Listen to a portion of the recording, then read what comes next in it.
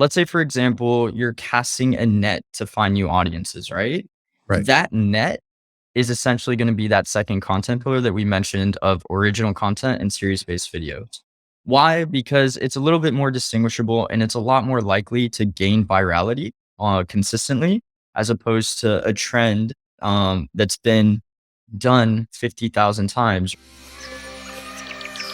Today, I'm very excited to be joined by Gerardo Perez. If you don't know who Gerardo is, he's a TikTok strategist and founder of Marketing and, a TikTok agency that helps app and e-commerce brands grow their TikTok following. His course is called How to Run TikTok Ads. Gerardo, welcome to the show. How are you doing today? Hi, Michael. Thanks for having me, man. I'm super excited. Definitely a bucket list moment for me. So hyped to be here. Well, super excited to have you on the show. Today, Gerardo and I are going to explore organic TikTok content strategy. But before we go there, I would love to hear your story. How in the world did you get into TikTok? Start wherever you want to start. Yeah, dude, for sure. So pre-pandemic, Gary Vee was just going on a rampage about TikTok. Every other post I'd see of Gary was like TikTok, TikTok, TikTok, biggest opportunity. You have to be on TikTok. You have to be on TikTok. And before then, I was kind of like on the back end of social media, right? Just never really like front facing. And I was really intrigued by it because I knew the power of personal brands. I've seen it time and time again with different figures, XYZ. So I kind of put together a plan and proposed to myself to start creating content at least like 3 times per week, uploading, which at the time sounded like an insane amount of work, right? An insane amount of content, even though it's just like 15 seconds. But when you're getting into the game, it's quite daunting. Anyways, started posting content around December pre-pandemic, and little by little just started amassing a following, talking about different concepts related to marketing, business, at times mindset, and some of my favorite books as well, branding as well. And little by little, just started generating a voice on the platform as well. And obviously just stuck with it. Tell me a little bit about before you started TikTok. You said you're working kind of behind the scenes. Like, tell us a little bit of that story. What were you doing? 100%. So when before TikTok, I was on the back end of social media helping smaller brands, businesses, mom and pop shops, friends and family type businesses, either uh, do anything related to Facebook, Instagram ads, Instagram management, all that fun stuff. So essentially what I'm doing now on TikTok, but at a much smaller scale, of course, because you have to start somewhere. But definitely TikTok was a huge, huge, uh, what would you call it? Like a leap pad for my career. Or yeah, leap Is pad that a for sure. word? Yeah, absolutely. That's a word.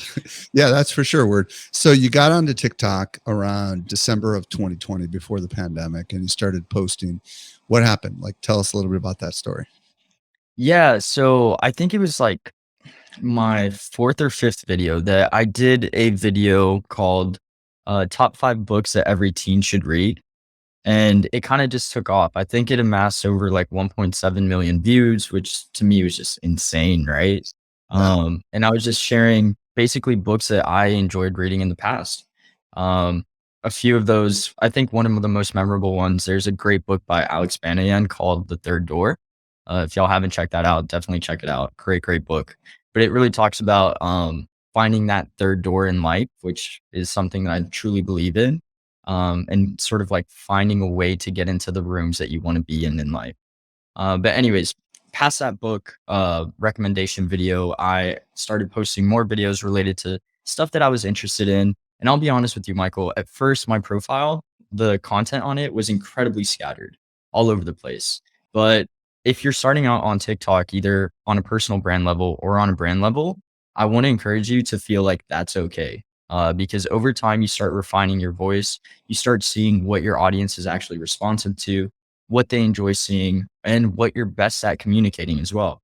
It's okay to diversify your content, but again, over time, you really want to refine what you want to be known for. And I think it's been a content journey thus far, and sort of like not reinventing myself, but redefining my content strategy as you go along, which I think is something that people at times can be a little bit intimidated by as well, both on the brand side and on the personal side.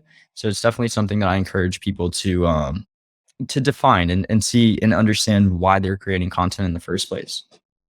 So you had this big viral hit with this books that teens should read. And somewhere along the way, you did a course and you started obviously your own business. So tell us a little bit about tell us how your dabbling with content on TikTok ultimately led to what you're doing today. 100%. So again, all based off of my personal videos on TikTok, I became absolutely obsessed with the platform, like inside outs, studying it. Like, and I say the word studying like intentionally, right? It was something that I wanted to see what the latest trends were. I wanted to see who the top creators were. I wanted to see what type of content they were creating. I wanted to see what other creators in my space and just networking with people that were kind of like coming up in a similar vertical as me, what they were up to. It quite literally became an obsession. And I like to actually say I can speak three languages, English, Spanish, and TikTok, right? Because I do truly believe that yeah, I truly believe that TikTok is its own language. It has its own feel. It has its own culture almost, right? So became absolutely obsessed. Little by little, I had some brands actually reach out to me, helping them, asking for organic content, and I was kind of left to myself, like scratching my head, like, okay, there's obviously a demand for this, but how can I actually fulfill that and execute with scale? And one of the things was I didn't want to personally be front facing to their brands. The reason being is that becomes, you could imagine how that can become a speed bump for actual scalability. So what I ended up doing was, in order to execute TikTok organic content for brands, obviously it's not like Instagram where you can't just post a pretty picture and kind of just like wipe your hands clean of it. You need like a personality behind the brand. So I started tapping into people that I have met on the app before, did a little bit of creator scouting, and essentially put together teams of content creators to help be the face of these specific brands. Now, the way that we systematize it, obviously it comes with time, right? But essentially we create content scripts on a weekly basis for them. They get approved by the brand. They then get sent to the actual content creators for execution. They get the final screen recordings to give the final thumbs up, the brand does. And we're essentially always operating 1 week in advance so that the brands can have a consistent flow of content with kind of like being hands off from the project as well. And definitely want to chat more about the strategies that go behind that. And I don't want to discourage like smaller brands to thinking that it's like that extensive or that complicated, because it's not. You can definitely simplify it to a certain degree. It's just that our process is more so for brands that want sort of like a full outsourcing of it. If that makes sense. Totally. Um, So, you went on to do a course on TikTok ads as well. So does that mean you've also been working on the paid acquisition side on TikTok? 100%. I've been fortunate enough to actually work with Founder. If y'all know Founder, they are essentially an educational company at this point. I really like their business model, but I was absolutely thrilled to be able to partner with them. Definitely great company. They have a great audience as well. And we essentially put together a course on three different subjects. Number one is going to be how to actually run TikTok ads. Number two is how to create content specific to TikTok ads, sort of like that UGC style content that's native to the platform, while at the same time more so designed for direct response. And we also have a entire section on organic content, which is pretty much what we're going to be talking about today.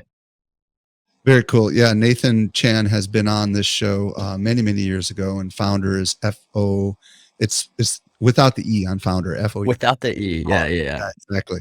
All right. GR. Well, so there's a lot of people that are listening right now that maybe aren't yet focused on TikTok. Maybe they're all in on Instagram and Facebook, maybe perhaps like you used to be before you kind of got bit by the TikTok bug, if you will. Why should marketers be focusing on TikTok in your professional opinion? Yeah, so quite simply put, if we take a look at the past 2.5 to 3 years in the social media landscape, it seems like everyone's playing catch up to TikTok, right? It's been quite clear that they've been the disruptors and they've almost been pioneering this wave of short form content as well. So obviously in the marketing space, whenever you see that disruption, you have to kind of like bend your ear to it, or at least open your eyes to it and acknowledge it, right? I think certain brands, they don't necessarily have to be on TikTok, right? It's very dependent from brand to brand. But I do believe that TikTok is the biggest opportunity for brands, especially startups or brands that specifically have what I like to call they're rich in time, but not necessarily rich in assets just yet. I Mm. think it's your best content marketing strategy for a couple reasons. Obviously, one, the ability to actually cultivate attention and community on the app is second to none. And in addition to that, you can also repurpose all that content onto other platforms because obviously what works on TikTok seems to be working on other platforms like Instagram Reels, YouTube Shorts, you name it. Excellent. Okay, so let's dig into your strategy step by step. Where do you want to get started with your TikTok strategy? Yeah, so every time we actually work with clients, we start by establishing what I like to call content pillars. So essentially, content pillars are a way for us to visually see on a consistent basis all these different touch points that we want to include within our content. And mind you, oftentimes these content pillars actually overlap with one another. So 9 times out of 10, it's going to be 3 to 4 content pillars per brand. So number one is typically sort of like trend related content. A second sort of like pillar that we like to establish is something that's a little bit more series based or product focused. What I mean by series based is essentially trying to find a series that works well with your audience and sort of like creates a ongoing yeah, just series, right? So let's say, for example, if someone comes across your video and you're like at part 17 of a series, they're like, and this is the first time that they actually see your content, they're like, oh, I actually enjoyed that. I'm actually going to go visit their profile and see what the other 16 videos were. And they're probably going to be very inclined to follow. So we found that series work absolutely great for brands specifically to be able to cultivate a following as well. Another one is finding ways to actually engage with the community and or sort of like community engagement, which is essentially comment responses on TikTok. If you're not familiar with this feature, essentially, whenever someone comments on one of your TikTok videos, you can simply press on the comment and it's going to give you an option to make a video reply to it. We found that this is a great way to actually encourage other users to comment as well, simply because they are motivated and excited by the fact that, hey, maybe one of their favorite brands just responded to one of their comments as a question. So it really makes them feel like they're being listened to. And of course they are, right? Um, Real so quick, yeah, that I got a tell couple me. questions. Yep, on a whole bunch of this stuff. So, first of all, trends related content. Um, Yeah, Talk to me a little bit because there seems to be a lot of trends going on TikTok, and how do you know which ones you should participate in and not participate in? What's your wisdom on that? for sure. So trends, obviously, for people that aren't necessarily familiar but by what I mean by trends, essentially you can upload your own sounds or sometimes sounds on TikTok, they kind of act like a hashtag as a filtration system, right? So on the bottom right hand corner of the app UI, you can press on a little sort of like disc and it's going to take you to a sound. Typically, you'll find that these sounds have quite a few videos made under that specific sound. Going back to it, it kind of acts like a hashtag system. And then based off of that, you can kind of see how people are using this specific sound as a video template, right? So let's say, for example, there's a lot of times it's like an audio sync, a little bit of lip sync. It can be an actual song. And then people kind of like take it in a direction where they're either readapting the lyrics to the song and kind of like adding a text overlay to kind of like change the significance of it with an added punchline. It's really hard to describe verbally. I wish I could actually provide like, No, I mean, I think I understand what you're saying. The yeah, We've covered trends pretty extensively on this podcast, but the question is like trends by its very nature, the word implies that there's like a beginning, middle, and end to the trend, right? Because the trends don't last forever, right? So how do we know which trends we ought to tap into? You understand what I'm asking there? definitely. I would say that oftentimes trends do tend to have a lifespan or a shelf life, I guess you could say. So it's also about acting quick, right? I think trends more than anything, it's about being a student of the platform as well. And see, one of the things I do just to moderate my consumption with the app as well is just spend like 15 dedicated minutes per day scrolling through TikTok very intentionally, seeing what trending sounds are coming up within different accounts, right? The reason why I mentioned different accounts is because the algorithm's actually going to zero in on the type of content that you interact with and the type of content that you put out.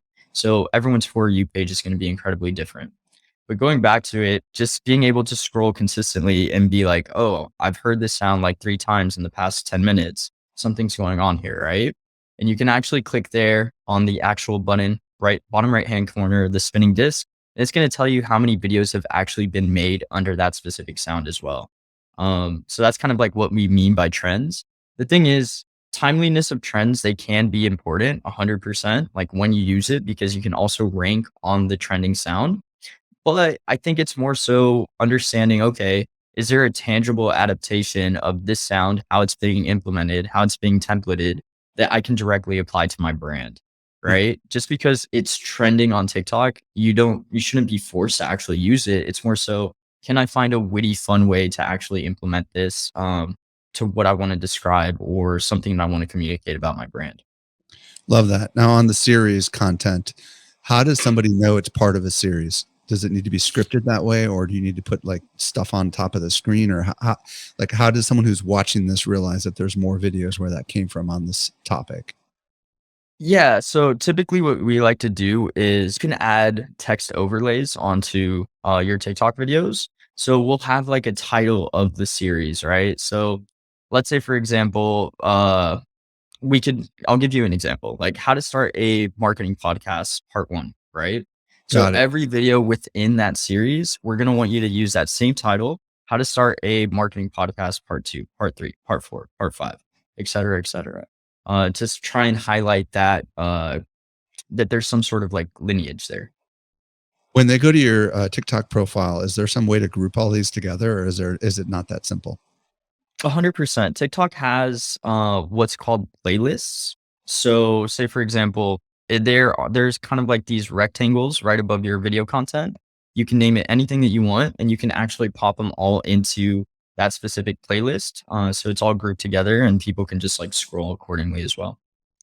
And then you also mentioned your last type of content pillar was this community engagement, which you called community engagement, which is really video responses to comments. Is that right? Did I hear Mhm. that right? So if we take this trends content and couple it with the series, and then we add in there the video responses to TikTok comments, are those like the main three pillars? And if so, how do we divide up? Should there be, like, if this is a pie chart, should there be more of this versus that? What's your thoughts on that? Yeah, so you're gonna wanna actually see what works best, right? Oftentimes trends, I consider it to be what I like to call filler content, right?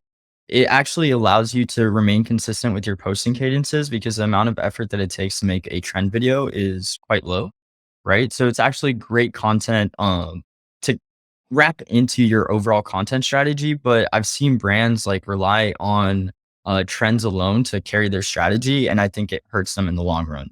So I do believe trends are important, not only because they're great filler content and they help you have like a consistent cadence, but in addition to that, it also shows TikTok and Gen Z as a generation like, oh, these people actually understand TikTok. There's like a level of admiration for people that kind of like adapt to the rules of the platform as well. So I do encourage trend related content, but not 100% of it.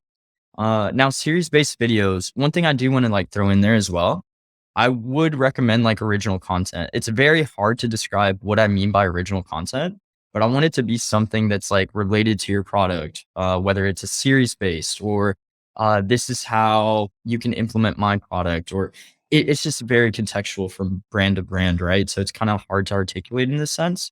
But that second pillar is really just more creative content that's pertaining specifically to the brand or an ongoing series that can cultivate an audience, right? That's typically what that second pillar consists of. And then third pillar, comment responses as well. Again, just tying back into the community engagement, making your community felt like they're heard, obviously that they are, and they're appreciated as well. And the amount of excitement that can actually cause one of your followers to have like a comment response, it's quite cool. So what I hear you saying then is the original content or the series based content, that's probably going to be the bulk of your content, is really what I'm hearing you say, right? It should be, in my opinion. I think the other two pillars that I mentioned here, again, it's kind of like supporting content. I'm going to put it to you this way. Let's say, for example, you're casting a net to find new audiences, right? Right. That net is essentially going to be that second content pillar that we mentioned of original content and series-based videos. Why? Because it's a little bit more distinguishable and it's a lot more likely to gain virality consistently as opposed to a trend that's been done 50,000 times, right? So it's kind of like hard to differentiate yourself from the rest of the people there. So that's why I think like that second pillar is the biggest focus 100% because that's what's going to actually bring in new audiences. The other Lo- two pillars are more so for nurturing your current audiences because a lot of times people get caught up in the numbers. They're just like, I want more followers. I want more followers, but they forget about their existing audiences as well. So I think having like a balance of those three is incredibly important. So let's say we've got our pi- content pillars, if you will. What's the next thing we need to be focused on from a strategy perspective? So this might sound a little bit excessive, but I highly suggest that people go into content scripting. When I started TikTok, I used to script all my videos, everything from verbatim, what I wanted to say line for line, when I wanted the image overlay to be, what I wanted the text insert to be to complement whatever I'm saying within the video. Everything was scripted, like to the T.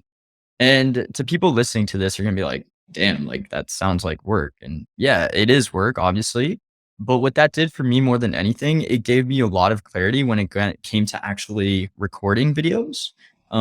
So it's just makes it 10 times easier. And Michael, I'm sure you understand, like It you doesn't dabble with long sound form content. complicated to say you want to script a 15 or 30-second video because you don't have a lot of time, right? I mean, like, don't you agree? If you don't script it, then you're just going to end up like frustrated because you're going to waste a lot of time saying things that aren't important. Am I right? 100%. And then you'll start catching yourself using like filler words like the ums and the and you know what I mean? It's especially on a platform like TikTok that you have to make sure that you're trying to retain people's attention from start to finish. You can't afford all those little brain farts, I guess you could say. So, what you have any tips on how to script? Yeah, so essentially I use Notion. And again, one of the reasons why I'm so grateful for scripting my own content is now we're actually able to script client content and actually just send it to the creators so that we're in perfect alignment on what we actually want to produce within the content and within the video, right? So again, it just goes back to What is uh Notion for those that haven't used Notion? oh, okay. Notion is how do I describe Notion? It's like my second brain. Basically, I have everything from business to personal life to grocery list, everything. But essentially, it's Sounds like almost like a visual, Evernote or something like that, or you know what Evernote is? kind of, Something like that. Okay. yeah. Notion essentially allows you to. It's almost like a mix of a no code platform as well. It's amazing. I love Notion. I can't speak highly enough about it. But basically, we use it as a visual organizer, kind of like a combination between Google Docs and almost like Google Drive at times as well for client profiles and Okay. anything really. But again, you can use a Google Doc if you'd like, or Word if you're still into that. But definitely recommend Notion. Yeah. So, like what are the elements of scripting that I mean, like when you're putting together a TikTok, what are the basic things we need to be thinking about that we make sure we include when we're scripting? Yeah, so two things. Number one is obviously if it's more of a verbal video, make sure that you have at least like a rough outline of what you want to say, line for line, scene for scene. If you want to pair it with sort of like a visual element as well, make sure to include that. One of the things that we do, we're very specific with if we want a specific sound being used within the TikTok, we'll go ahead and title the video, link out the sound directly to the TikTok sound that we want used. And then under it, we have sort of like a scripting key. So anything within brackets essentially means this is what we want as a text overlay within the TikTok. Anything within quotations means this is what you're supposed to say verbally within the TikTok. Anything within parentheses. No, I'm sorry. What's the round Yeah, one? that's Not the. parentheses. Parentheses. Okay, it's parentheses. Okay, okay. Wait. Anything within parent. Now you've got me doubting myself. Oh, Yeah, no, it no, is parentheses, yeah, 100%. Because you're right. yeah, Yeah. yeah. Okay. Anything within parentheses is just sort of like a side note, either for myself or the creator, on how we want them to interact within that specific video. So it's like body language cues, verbal cues, tonalities, et cetera, et cetera. Wow. So I love that. we kind of have like that key in place to make it a little bit more streamlined, and so everyone's on the same page. If you want to include a specific TikTok effect like green screen or anything like that, you can also paste the link. We have sort of like an internal database with all these different effects and trending sounds as well, to just go ahead and paste it and have it right on there so the creator has easy access to it as well. I Um, mean, this sounds really cool. I would imagine this is something that they could just print out and tape on the wall if they really wanted to, right? Where they've got their phone in front of them so that they can just like remember the script or something. Or how do they, or they memorize the scripts, or what do they do when it comes to the actual, or do they just record them in little tiny bits so that they don't have to memorize anything and they can just look at it real quick?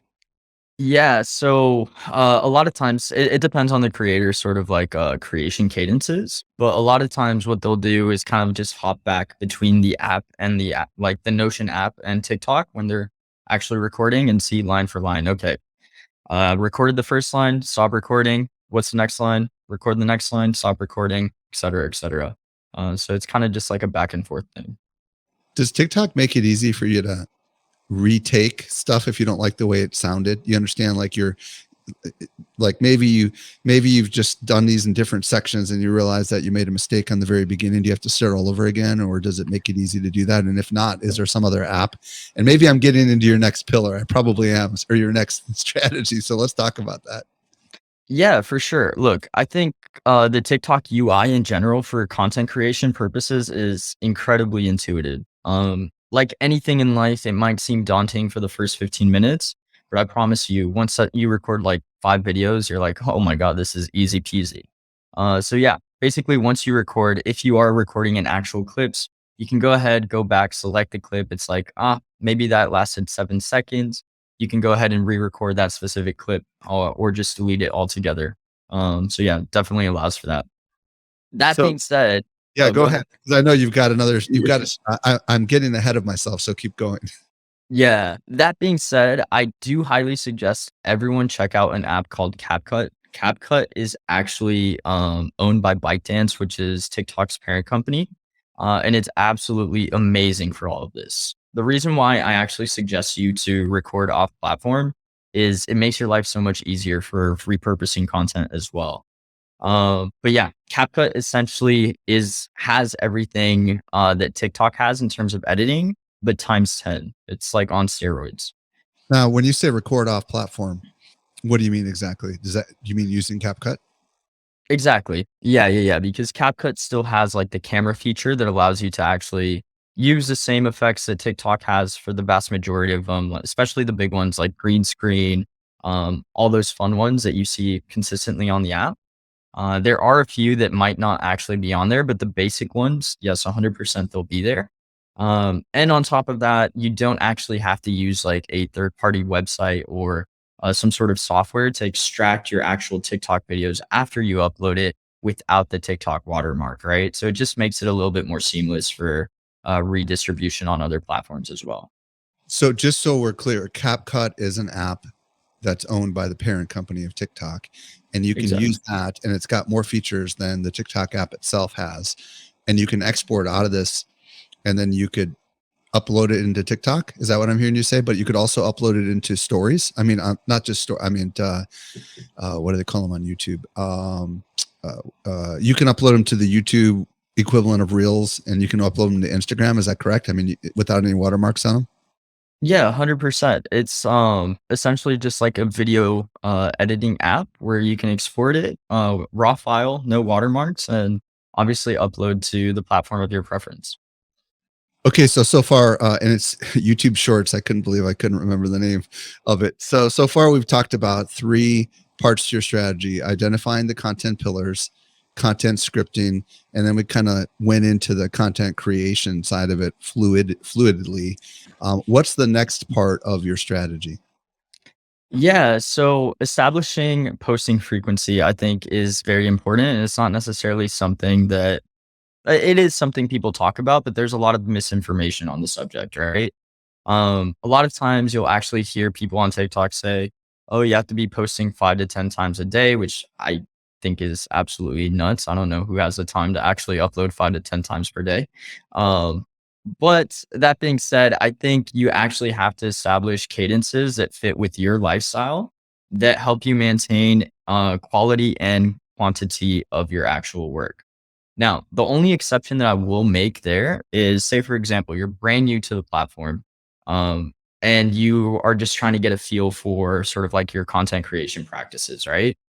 Your first video is probably gonna suck, let's be honest, right? Everyone's first video was just hot garbage. But that being said, the more reps that you put in, the better off that you're actually gonna be in the long run. You're gonna be creating a lot better content over time. So I do encourage people to not limit themselves in the amount of times that they post, but I'd much rather you be consistent. Let's say, for example, you can only post 5 times a week.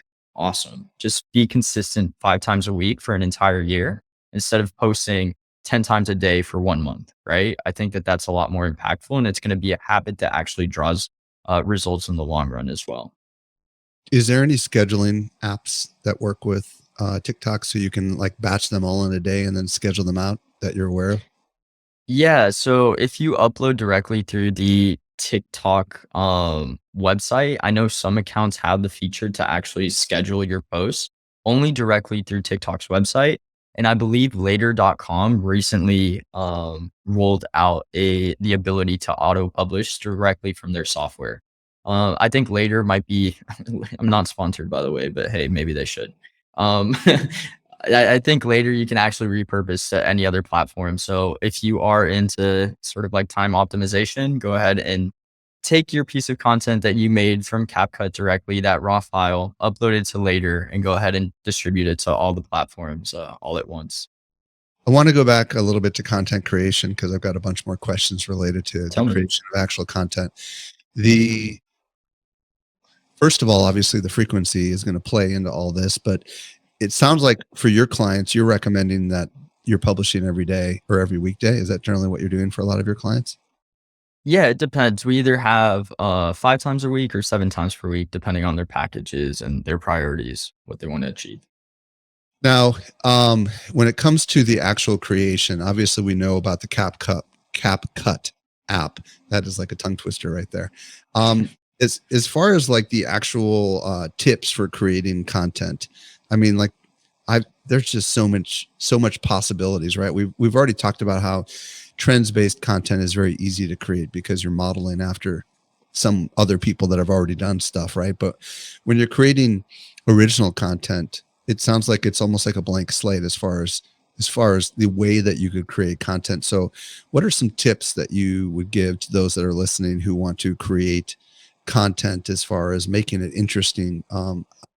I'm sure there's a bunch of them inside your mind. Where do you want to start? Because I would love to hear some ideas as far as actual creation of content.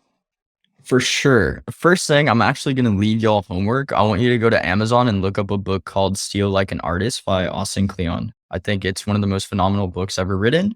And there's a lot of truth behind it, right? There's this concept that everything is a remix. If you think back to our early days, like everything had to come from a specific idea, but it's just like one thing being tacked on to the next. And maybe it's a different delivery.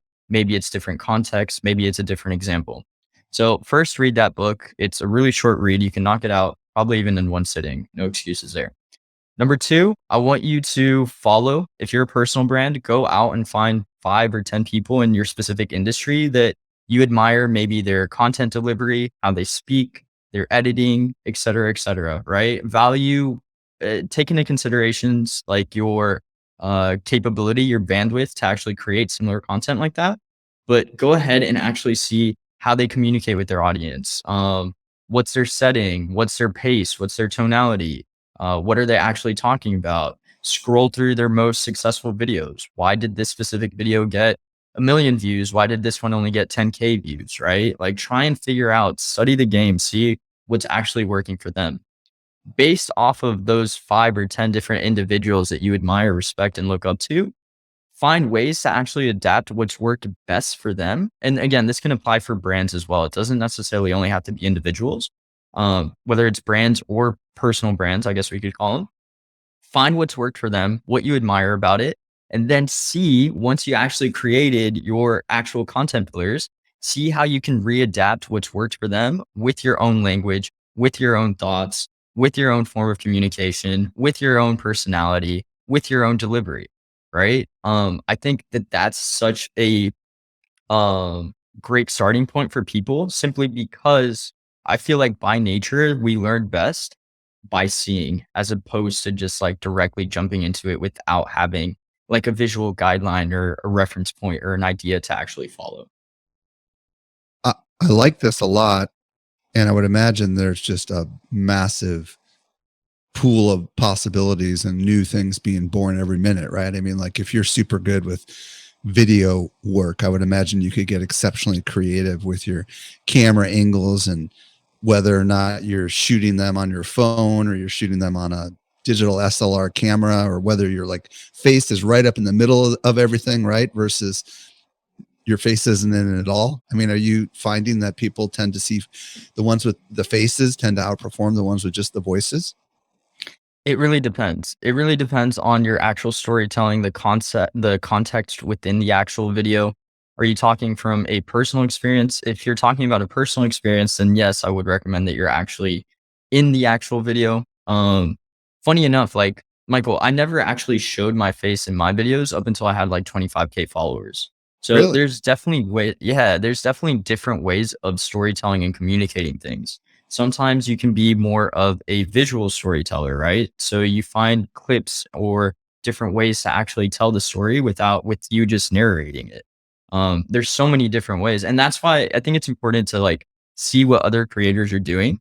And again, they don't always have to be in the same vertical. They can be like different verticals, but you admire their content delivery, their storytelling, how they're actually sequencing different scenes within their content for it to have like a compare no, a compelling like storyline as well. Like the hook, maybe it comes with like a little drop, some sort of like negative or a pain point, and then they bring you through a story, a resolution, a call to action. See how they're actually sequencing it, and you'll actually be able to learn a lot. But again, I think by now you're kind of like understanding that I kind of view content more so as like I study it. I don't consume it. I study content. And I think everyone has to put on their kind of like study hat in order to sort of like reframe the way that they actually think and consume content. There's a lot of people listening right now who work for a business that they don't own, and they may not want to be the face or the voice of the TikTok videos. And this is potentially a struggle for them because maybe there's no one inside the company who they feel comfortable putting their face or their voice on TikTok. And I know that's part of the reason why people come to your business, but how do we decide which person is going to be the voice or persons the voice or face of our company? Because this is kind of a struggle, I would imagine, for certain brands that don't feel like they have anybody inside the company that actually knows how to do this, and now they've got to rely on someone else's voice and face to represent their brands. Do you have any wisdom as far as how to make decisions on who to have as their face or their voice? Yeah, this one's actually really tricky, and it's still something that's kind of like a speed bump within the business as well, because different brands prioritize different things, right? Some brands really, really want to emphasize sort of like diverse figures within their content. Some brands want to be more sort of how do I say, they want to actually adapt a certain content style over another one. So you actually have to see, okay, this creator might be better at trend related content, but they might not necessarily be great at sort of like vocal content or storytelling like content. So it's really important to kind of like pre strategize and understand, okay, what does kind of like my creator persona look like? And then based off of that, you can actually go into scouting. There are big brands out there that make a name for themselves having no front face creator. Off the top of my head, like a Ryanair, Duolingo. I was about to call it Dua Lipa. Duolingo.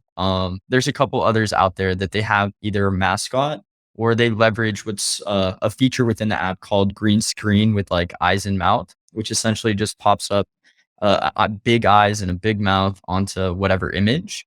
Huh. And that's sort of like a witty play on the platform. But here's the thing, all those brands that I mentioned, again, like a Duolingo or a Ryanair, they're world renowned brands already, right? They already have that brand awareness, they already have that brand recognition. It's a lot harder for a actual brand to kind of just like get into the game with that same strategy without anyone really knowing about them. One last thing I'll kind of leave you with is if you are a smaller brand, or say for example, you are the founder of your brand, that's a huge asset as well. Like a lot of people really, really enjoy seeing the ins and outs of why, how, uh, what brought you to actually start the business. There's like a certain relatability factor to that, and I think people really like cheering for like the underdogs, especially if you can be very visual and build in public about how you create your brand. So again, I don't think that there's like a one size fits all solution for these brands specifically. It's more so assessing the stage of your business, what you value, what you prioritize, building that avatar or persona, and then based off of your resources, what's the best point of action? Like what route you can actually take there. It's again, I wish I could give you like a straight answer, but it's Oh, kind of I mean, that was super helpful. So, all right, I believe you have one more part of your strategy, right, which is repurposing. So let's talk about that a little bit because we've been hinting about that all along. So let's say we've got some great content. Like, what do we need to do to take advantage of it on YouTube Shorts and Instagram Reels and anywhere else that happens to adapt short form repeating video? for sure. Over time, you'll actually discover that these different platforms have sort of like different languages and how they actually consume content, what's kind of like their standard for content. So it's different from platform to platform. Now, what I will say is if you have the content, just go ahead and pop it up on another platform. Like, why not? You already created it, you already paid for it, you already invested the time, whatever it might be. Do yourself the favor and repurpose that content onto other platforms.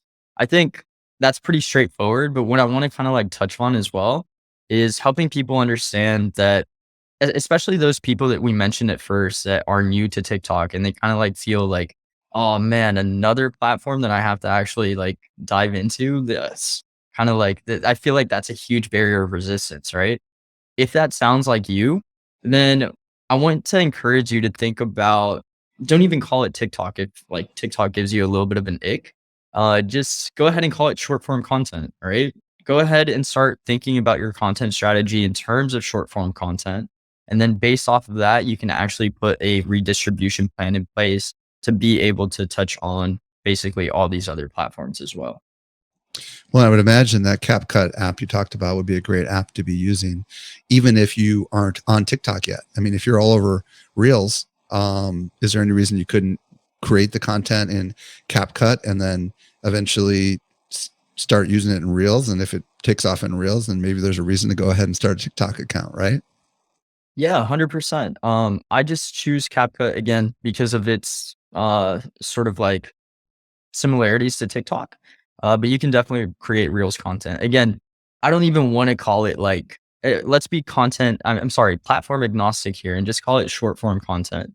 I definitely do encourage people to create short form content on CapCut. Gerardo Perez, if people want to reach out to you, what's your preferred social platform and what website would you want to send them to? Yeah. So all my social media is gonna be at the Gerardo Perez. So you can find me on Instagram and TikTok primarily. I'll start dabbling a little bit more with Twitter as the weeks go on. LinkedIn, Gerardo Perez as well, trying to be a little bit more active there. And the company website is going to be www.marketing-and.com. One last thing I actually want to tell you guys as well. If you do visit either my TikTok or my Instagram, under the link in bio, I have a free resource for you guys, which is essentially our trending sound list. This is a list that we've created over the past almost like 8 months now of every trending sound that we found on the platform that brands can actually use.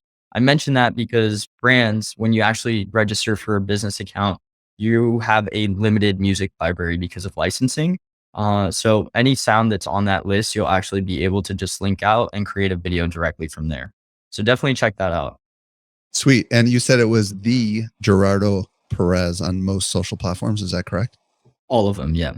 Okay, cool. Gerardo, thank you so much for sharing your insights with us. We're way better because of it. Really appreciate your time today. No, Michael. Thank you.